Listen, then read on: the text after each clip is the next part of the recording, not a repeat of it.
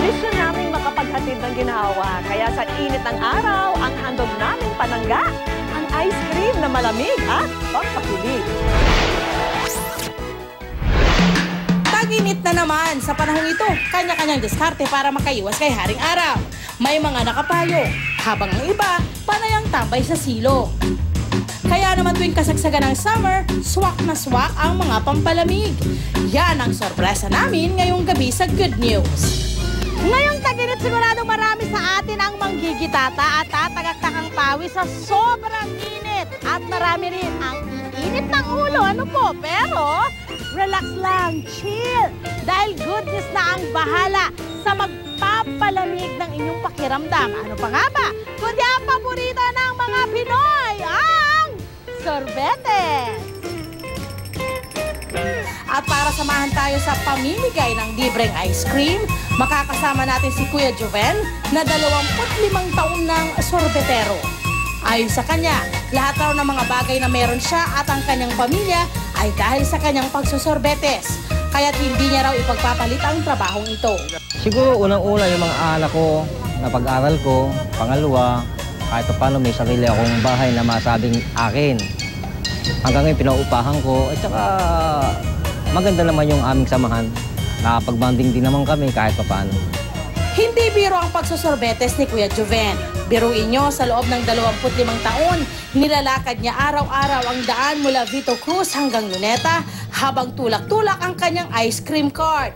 Pero kering-kere raw ang init ng araw at pagod dahil kakaibang lakas ang ibinibigay sa kanya ng trabahong ito. Siyempre naman, mahalaga yung napagpasya ka ng mga bata, kumikita ka ng ayos. Saludo kami sa iyo, Kuya Joven. Isang karangalan ang makasama kayo sa cool na cool naming misyon.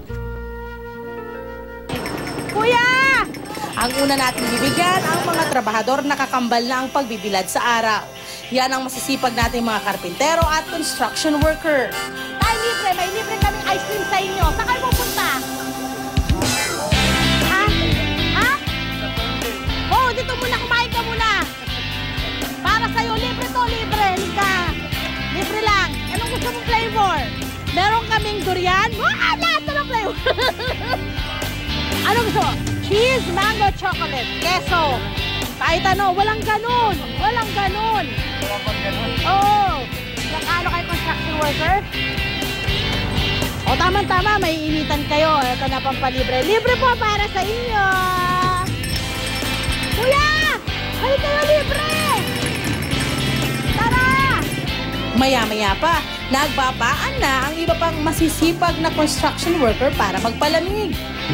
Sipin nyo itong mga to. Yung iba naglalakad, ito po nakababad sa init ng araw. Oo! Nahiya naman itong mga to. Libre! Libre! Oo, dali na! Huwag kayo mahiya! Libre po ito, walang bayad. Oh, walang bayad. Para sa mga naiinitan. Oh. Kaya, meron pa. Hindi lang ang masisipag na workers ang aming binigyan. Pati si Kuya Guard na matiyaga silang binabantayan. Masarap pa, masarap. Tamang-tama ho sa kuwan kasi mayroon ang panahon. Kaya okay na okay. Malamig. Salamat, Good News sa munting pampaginhawa sa kapuso. Salamat po. Thank you, Good News. Tuloy-tuloy ang aming pamimigay ng libreng pampalamig at ang susunod naming bibigyan ang mga taong bilad na bilad din sa araw, ang mga tricycle driver. Kumusta ang araw nyo? Okay lang. Mainit ngayon. Nakakumusta yung pag mainit? Paano? Wala rin. Sila lang kayo dito. Kapag tanghalin ka pa, tubig na lang. Oo, kasi heat stroke ako ngayon. O dahil po dyan, may libre po akong ice cream para sa inyo. Ha? Kuya, oh.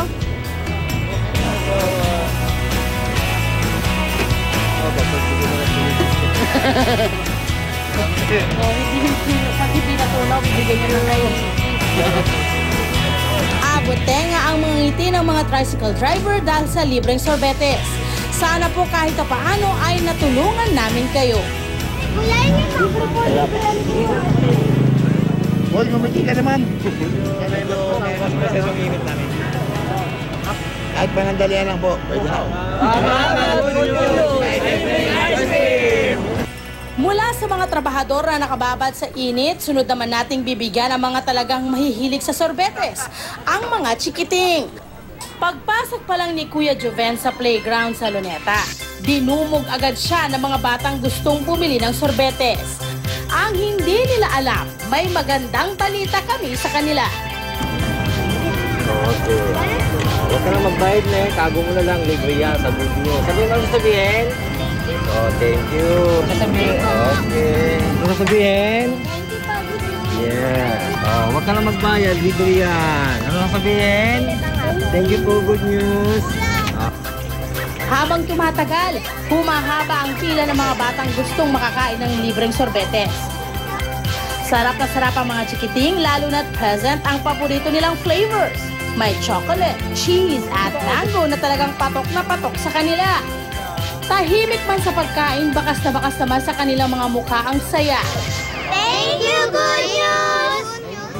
Matapos mag-enjoy ng mga bata, sorpresahin naman natin ang mga nakatatanda. Ano kayang mangyayari kung pumesto kami sa gitna ng Luneta at sumigaw ng libreng sorbetes? Oh, libre ice cream. Libre.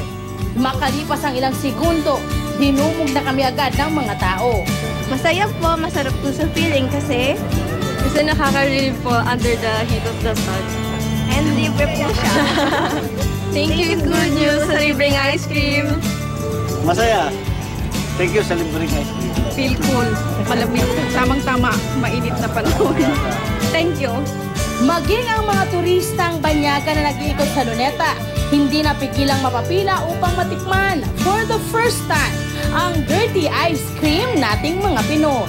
Dirty ice cream. I've heard of it. It's good, yeah? Yeah, it's good. Tasty. Yeah. It's good. Yeah. Salamat for free ice cream. Sa matinding init na ating nararanasan, nakatutuwa na nakatutulong kaming maigsan ang uhaw at panlilimahid na inyong nararamdaman. Tunay ngang the best things in life are free, lalo na kung ang nailibre, may mga ngiting hindi nabibili.